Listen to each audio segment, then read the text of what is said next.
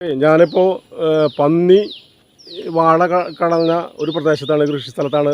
ജോണിച്ചേട്ടൻ്റെ ഈ വാഴ കൃഷിയാണ് പന്നി നശിപ്പിച്ചത്. ഏകദേശം 2 തവണ ഇപ്പോൾ കൃഷി ചെയ്തു. ആദ്യ തവണ ഒരു 200 വാഴയോളം ചെയ്തു. ഇപ്പോൾ ഒരു 150 വാഴയെടുത്ത് ഇപ്പോൾ ഇന്നലെ രാത്രി പന്നി വ്യാപകമായി നശിപ്പിച്ചു കളഞ്ഞു.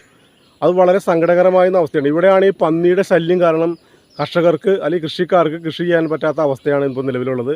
അതിൽ സർക്കാർ എന്തെങ്കിലും ആവശ്യമായ നടപടികൾ സ്വീകരിക്കണമെന്നാണ് ജോണിച്ചേട്ടൻ പറയുന്നത്. ഈ കൃഷി ഇങ്ങനെ പന്നി നശിപ്പിച്ച അല്ലെങ്കിൽ കാട്ടുമൃഗങ്ങളുടെ ശല്യം ഇങ്ങനെ വന്നാൽ നമുക്ക് ഇവിടെ കൃഷി ചെയ്യാൻ പറ്റാത്ത അവസ്ഥയിലേക്ക് വരികയാണ് സ്ഥിതിയാണുള്ളത്. അപ്പോൾ അതിനാവശ്യമായ പരിഹാരം കാണണമെന്നാണ് ജോണിച്ചേട്ടൻ പറയുന്നത്. KTM ന്യൂസിലേക്ക് സ്വാഗതം. തൃശൂർ വെട്ടുകാട് കാട്ടുപന്നിക്കൂട്ടം കൃഷി നശിപ്പിച്ചു. വെട്ടുകാട് പുളിഞ്ചോട്ടിൽ കാട്ടുപന്നിക്കൂട്ടം വാഴ കൃഷി നശിപ്പിച്ചു. നിരപ്പേൽ കുടിലിൽ ജോണിയുടെ കൃഷിയിടത്തിലെ 120ഓളം പൂവൻ വാഴകളാണ് കാട്ടുപന്നിക്കൂട്ടം നശിപ്പിച്ചത്. 2ാം തവണയാണ് വാഴ കൃഷി കാട്ടുപന്നികൾ നശിപ്പിക്കുന്നത്. സർക്കാർ അടിയന്തര സഹായം നൽകണമെന്ന് കൃഷിയുടമ KTM ന്യൂസിനോട് പറഞ്ഞു.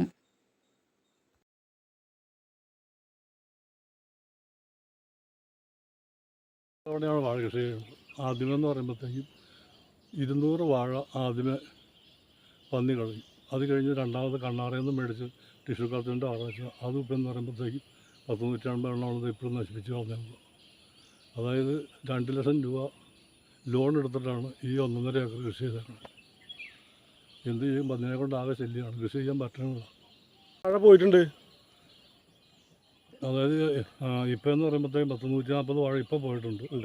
ഇതിന് മുമ്പ് 200 ജില്ലാ വാഴകളും പന്നി കളഞ്ഞു. അതിന് മുമ്പ് കളഞ്ഞു.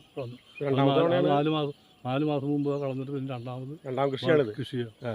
ഈ വിത്തൊക്കെ എവിടെ നിന്ന് വാഴ കന്നൊക്കെ എവിടെ നിന്ന് ഒക്കെ എന്ന് പറയുമ്പോഴത്തേക്കും കണ്ണാറ മാരാക്കിൽ നിന്ന് മേടിച്ചാണ്. കണ്ണാറ മാരാക്കിൽ വാഴ ഗവേഷണ കേന്ദ്രത്തിൽ നിന്ന് മേടിച്ചതാണ് വിത്താണ്. ടിഷ്യൂ കളച്ചറിൻ്റെ വാഴയാണ്. ഈ പന്നി ശല്യം ഭയങ്കര ഒരു പ്രശ്നമായി വന്നുകൊണ്ടിരിക്കുകയാണല്ലോ. പന്നി എന്ന് പറയുമ്പോൾ ഒരു രക്ഷയില്ല. എന്നുണ്ടെങ്കിൽ രാത്രി പോലും നടക്കാൻ പറ്റാത്ത അവസ്ഥയാണ്. അതുണ്ട്.